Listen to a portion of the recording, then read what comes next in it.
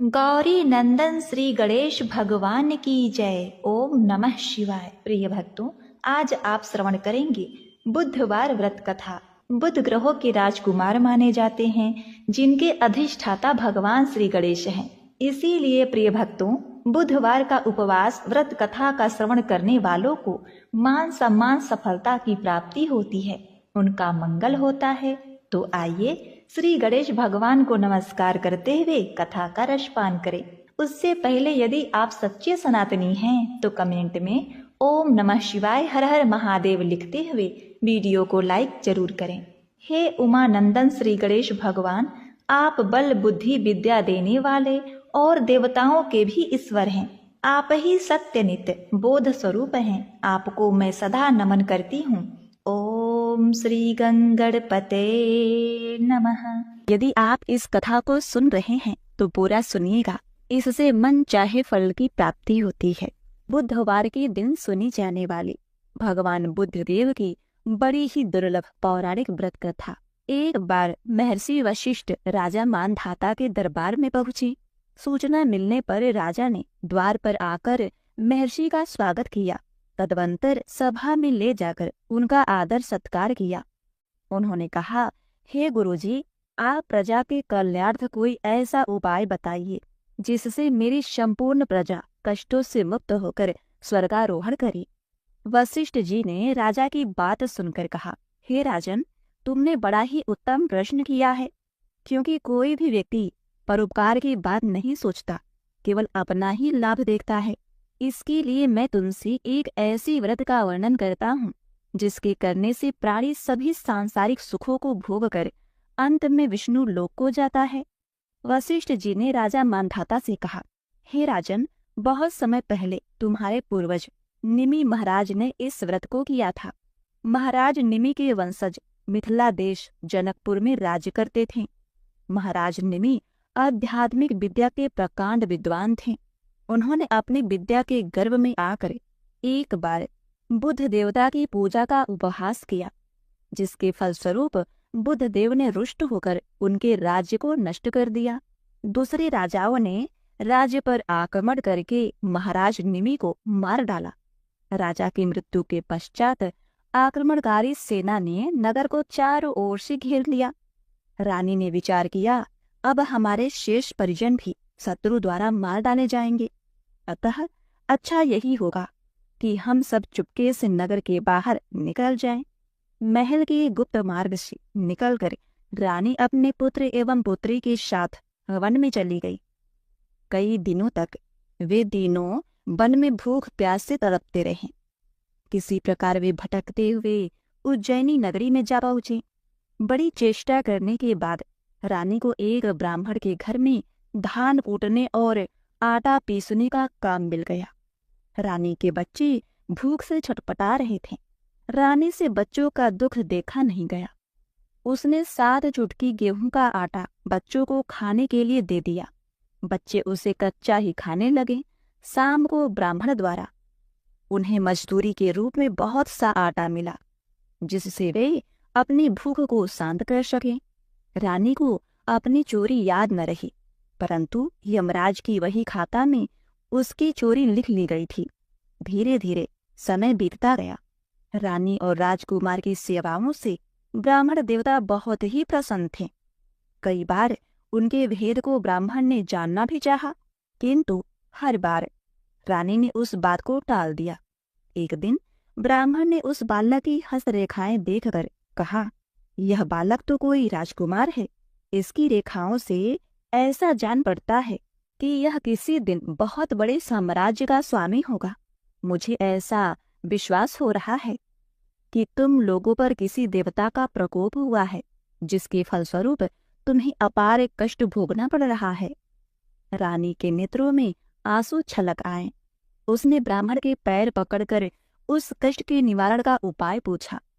ब्राह्मण ने कहा, तुम लोगों पर बुध देवता का प्रकोप है, अतः तुम लोग उनका व्रत करो और कथा सुनो। ऐसा करने से तुम्हारा दुख निश्चित ही दूर हो जाएगा। ब्राह्मण ने पूजा एवं व्रत की सारी विधि बतला दी। ब्राह्मण के कथना अनुसार वे तीनों प्राणी बुद्ध देवता की आराधना एवं व्रत करने लगे। बुद्ध के व्रत और उनकी कथा सुनने से बुद्ध देवता निमि रानी और राजकुमार पर प्रसन्न हो गए। उन्होंने उसके पिता निमि का राज्य दिलाने का निश्चय किया। बुद्ध देवता के प्रभाव से मिथिला नगरी में विप्लव हो गया। प्रजा ने नए राजा को मारकर खदेड़ दिया और निमि के पुत्र की खोज आरंभ कर दी। दूत लोग खोजते हुए ब्राह्मण के आश्रम में उज्जैनी जा पहुंचे। वहां से वे लोग राजकुमार को अपने देश ले गए और उसी राज सिंहासन पर बिठाकर उसका राज्य किया और राजकुमारी का विवाह धर्मराज के साथ हो गया एवं उस आश्रयदाता को राजगुरु का पद दिया गया। राजकुमारी महाराज धर्मराज के महल में चली गई। महाराज के महल में सदैव बंद रहने वाले 7 गुप्त द्वार थे। धर्मराज ने उस द्वारों को खोलने के लिए राजकुमारी को मना किया था। निषेध के कारण राजकुमारी की उत्सुकता बढ़ गई। एक दिन जब धर्मराज कार्यवश बाहर गए हुए थे, तब राजकुमारी ने चुपके से एक द्वार खोल डाला। वह द्वार राजमहल से नर्क की ओर गया था। राजकुमारी ने देखा कि वहां पर अनेक अन्य लोगों के साथ उसकी माता भी तेल के गरम कड़ाहे में उबाली जा रही हैं। प्रिय भक्तगणों, अपनी आयु पूर्ण करने के बाद राजकुमारी की माता का देहांत हो गया था। अब मरने के बाद वे नर्क में चली गई थी। यही सब राजकुमारी ने देखा। इस दृश्य से उनकी व्यग्रता और अधिक बढ़ गई। उसने एक एक करके सभी दरवाजों को खोलकर देखा और सभी जगहों में अपनी माता को यातना सहते हुए पाया। धर्मराज के लौटने पर उसने अपने माता की दुर्दशा की बात कही। उत्तर में धर्मराज ने बतलाया, तुम्हारी माता ने ब्राह्मण के आटे में से 7 चुटकी आटा चुराकर तुम लोगों को खिलाया है और उसी पाप का यह फल उसे भोगना पड़ रहा है।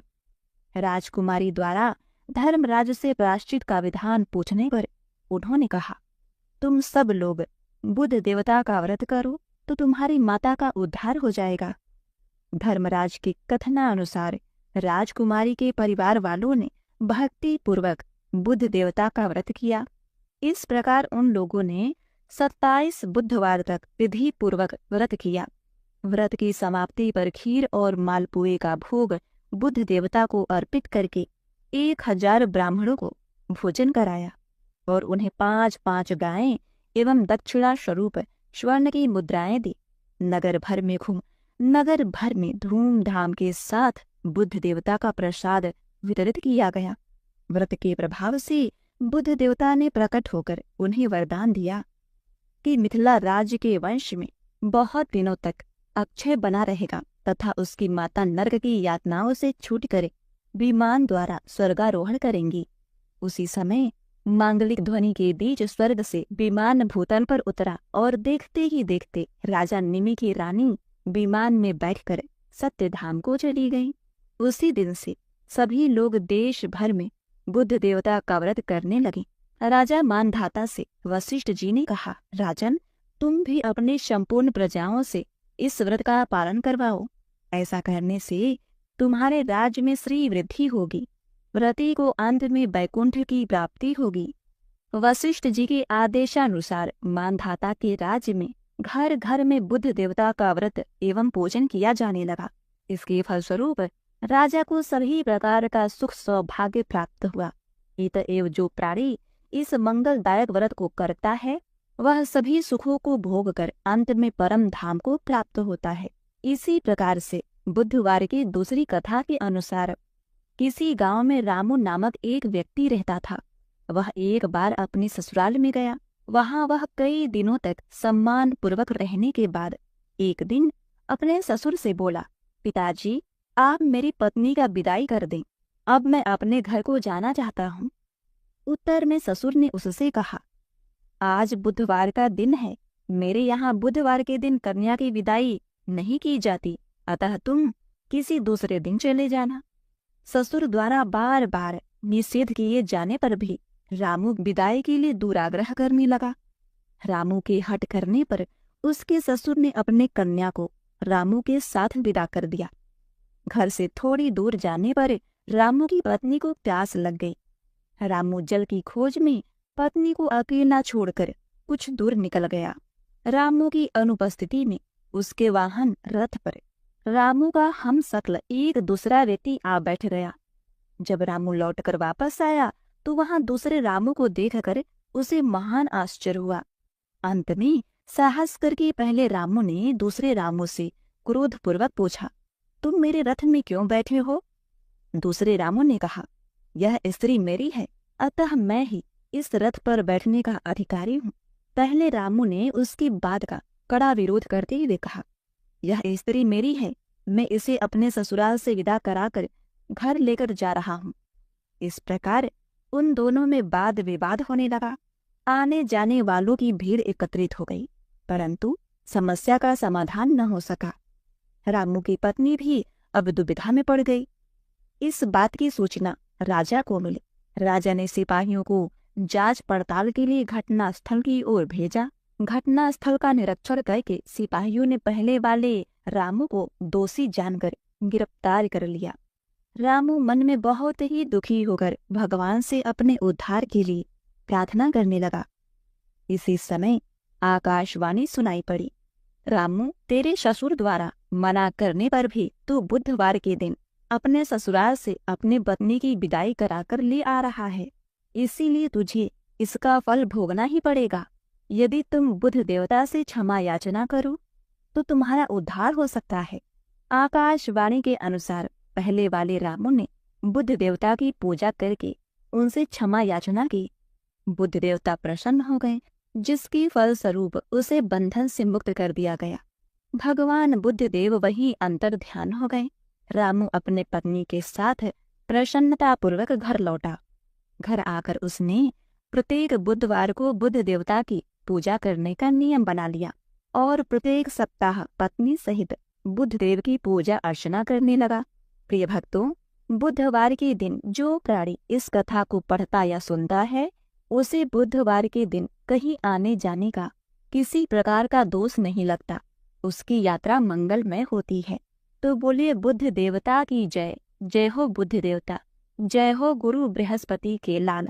जय बुद्ध देव। अपने सभी भक्तों का कल्याण करना, उन्हें बल बुद्धि पराक्रम तथा विद्या देना। ओम नमो भगवते वासुदेवाय नमः। प्रिय भक्तगणों, अब आप उस कथा को सुनिए जिसके अनुसार भगवान श्री गणेश को विवाह में सबसे पहले उन्हीं को निमंत्रण दिया जाता है। एक समय की बात है, विष्णु भगवान का विवाह लक्ष्मी जी के साथ निश्चित हो गया। विवाह की तैयारी होने लगी।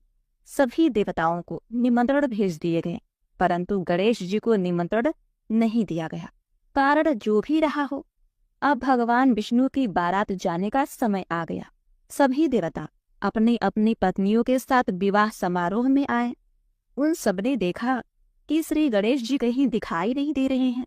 तब वे आपस में चर्चा करने लगे कि क्या गणेश जी को न्योता नहीं दिया गया है या स्वयं गणेश जी नहीं आए हैं। सभी को इस बात पर आश्चर्य होने लगा। तभी सबने विचार किया कि विष्णु भगवान से ही इसका कारण पूछा जाए। विष्णु भगवान से पूछने पर उन्होंने कहा, हमने गणेश जी के पिता भोलेनाथ महादेव को न्योता भेजा है। यदि गणेश जी अपने पिता के साथ आना चाहते हैं तो आ जाते, अलग से न्योता देने की कोई आवश्यकता भी नहीं थी। दूसरी बात यह कि उनको 1.25 मन मूंग, 1.25 मन चावल, 1.25 मन घी और 1.25 मन लड्डू का भोजन दिन भर में चाहिए। यदि गणेश जी नहीं आएंगे तो कोई बात नहीं, दूसरे के घर जाकर इतना सारा खाना पीना अच्छा भी नहीं लगता। इतनी वार्ता कर ही रहे थे कि किसी एक ने सुझाव दिया, यदि गणेश जी आ भी जाएं तो उनको द्वारपाल बनाकर बैठा देंगे। आप घर की याद रखना, आप तो चूहे पर बैठकर धीरे धीरे चलोगे तो बारात से बहुत पीछे रह जाओगे। यह सुझाव भी उनको पसंद आ गया, तो भगवान विष्णु ने भी अपनी सहमति दे दी। होना क्या था, इतने में श्री गणेश जी वहां आ पहुंचे और उन्हें समझा बुझाकर घर की रखवाली के लिए बैठा दिया। बारात चल दी। तब नारद जी ने देखा कि गणेश जी तो दरवाजे पर ही बैठे हुए हैं, तो वे गणेश जी के पास गए और रुकने का कारण पूछा। गणेश जी कहने लगे कि विष्णु भगवान ने मेरा बहुत अपमान किया है। नारद जी ने कहा, कि आप अपनी मूसक सेना को आगे भेज दे, तो वह रास्ता खोद देगी, जिससे उनके वाहन धरती में धंस जाएंगे। तब आपको सम्मान पूर्वक बुलाना पड़ेगा। अब गणेश जी ने अपनी मूसक सेना जल्दी से वहां भेज दी और सेना ने जमीन पोल कर दी। जब बारात वहां से निकली तो रथों के पहिए जमीन में धंस गए। लाख कोशिश करे परंतु पहिए नहीं निकले। सभी ने अपने अपने उपाय किए, परंतु पहिए तो निकले ही नहीं, बल्कि जगह जगह से टूट फूट गए। किसी की समझ में नहीं आ रहा था कि अब क्या किया जाए। तो नारद जी ने कहा, आप लोगों ने गणेश जी का अपमान करके अच्छा नहीं किया है। यदि उन्हें मनाकर लाया जाए तो आपका कार्य सिद्ध हो सकता है और यह संकट टल सकता है। भगवान शंकर ने अपने दूत नंदी को भेजा कि वे श्री गणेश जी को लेकर आएं। अब गणेश जी का आदर सम्मान के साथ पूजन किया गया। तब कहीं रथ के पहिए निकले। अब रथ के पहिए निकल तो गए, परंतु वे टूट फूट गए। तो उन्हें सुधारे कौन? पास के खेत में खाती काम कर रहा था, उसे बुलाया गया। खाती अपना कार्य करने से पहले श्री गणेशाय नमः कहकर गणेश जी की वंदना मन ही मन करने लगा। देखते ही देखते खाती ने सभी पहियों को ठीक कर दिया।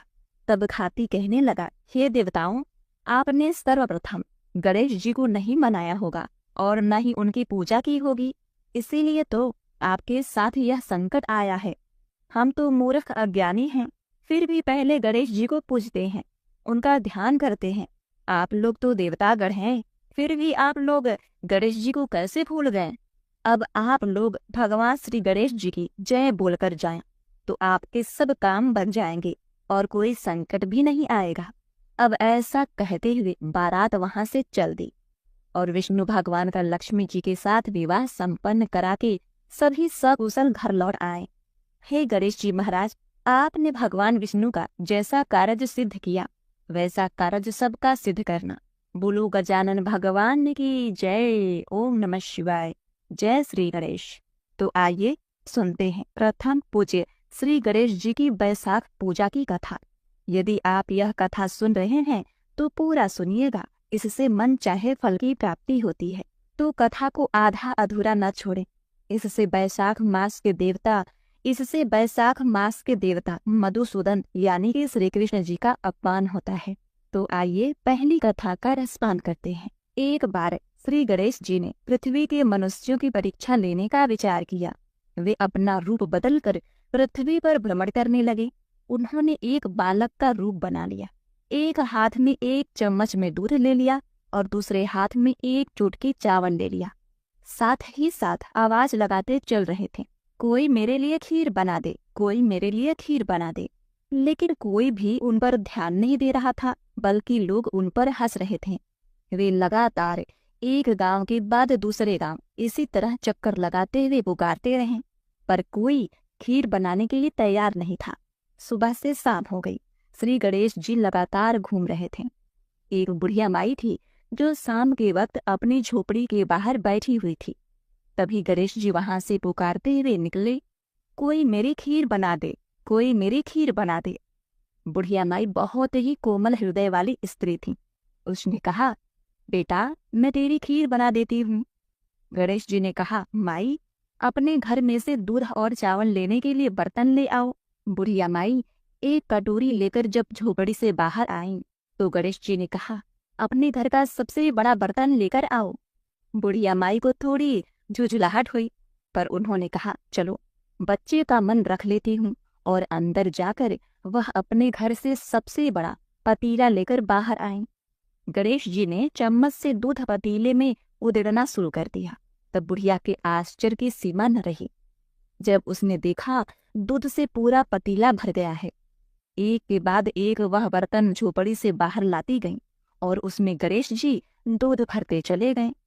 इस तरह से घर के सारे बर्तन दूध से लबालब भर गए। गणेश भगवान ने बुढ़िया माई से कहा, मैं स्नान करके आता हूँ, तब तक तुम खीर बना लो, मैं वापस आकर खाऊंगा। बुढ़िया माई ने पूछा, मैं इतनी सारी खीर का क्या करूंगी? इस पर गणेश जी बोले, सारे गांव को दावत दे दो माई। बुढ़िया माई ने बड़े प्यार से मन लगाकर खीर बनाई। खीर की भीनी भीनी मीठी मीठी खुशबू चारों दिशाओं में फैल गई। खीर बनाने के बाद वह हर घर में जाकर खीर खाने का न्योता देने लगी। लोग इस पर हंस रहे थे। बुढ़िया के घर में खाने को तो दाना नहीं और ये सारे गांव को खीर खाने की दावत दे रही है। लोगों को कौतूहल हुआ। खीर की खुशबू से लोग खींचे चले आए। लोग सारा गांव बुढ़िया माई के घर में इकट्ठा हो गया। जब बुढ़िया माई की बहू को दावत की बात मालूम हुई तब वह सबसे पहले वहां पहुंच गई, क्योंकि बहू बुढ़िया माई से अलग रहा करती थी। उसने खीर से भरे पतीलों को जब देखा तो उसके मुंह में पानी आ गया। उसे बड़ी जोर से भूख लगी थी। उसने एक कटोरी में खीर निकाली और दरवाजे के पीछे बैठकर खाने की तैयारी करने लगी। इसी बीच खीर का एक छींटा नीचे गिर गया और गणेश जी को भोग लग गया और वो प्रसन्न हो गए। अब पूरे गांव को खाने की दावत देकर बुढ़िया माई वापस अपने घर आई तो उन्होंने देखा बालक वापस आ गया था। बुढ़िया माई ने कहा, बेटा खीर तैयार है, भोग लगा लो। गणपति जी बोले, माँ भोग तो लग चुका है, मेरा पेट पूरी तरह से भर गया है, मैं तृप्त हूँ। अब तू खा, अपने परिवार और गांव वालों को खिला। बुढ़िया माई ने कहा, यह तो बहुत ज्यादा है, सबका पेट भर जाएगा, इसके बाद भी यह बच जाएगी। उस बची हुई खीर का मैं क्या करूं? इस पर गणेश जी बोले, उस बची हुई खीर को रात में अपने घर के चारों कोनों में रख देना। और बुढ़िया माई ने ऐसा ही किया। जब सारा गांव जी भर के खा चुका था तब भी ढेर सारी खीर बच गई। उसने उसके पात्रों को अपने घर के चारों तरफ रख दिया। सुबह उठकर उसने क्या देखा, पतीले में खीर के स्थान पर हीरे, जवाहरात और मोती भर गए हैं। वह बहुत खुश हुई। उसकी सारी दरिद्रता दूर हो गई और वह आराम से रहने लगी।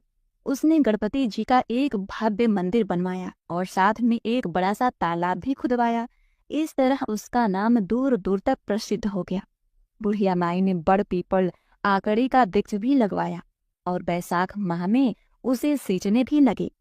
प्रिय भक्तों, उस जगह वार्षिक मेला लगने लगा। लोग गणेश जी की कृपा प्राप्त करने के लिए उस स्थान पर पूजा करने और मन्नतें मांगने के लिए आने लगे। गणेश जी सबकी मनोकामनाएं पूरी करने लगे। प्रिय भक्तों, इस प्रथम कहानी के माध्यम से मैं आज यही शुभकामनाएं दे रही हूँ कि इस कथा कहानी को कहते सुनते और हुकारा भरते जैसी कृपा गणेश भगवान ने बुढ़िया माई पर की, वैसी कृपा हम सब पर करना। बोलिए गणपति भगवान की जय।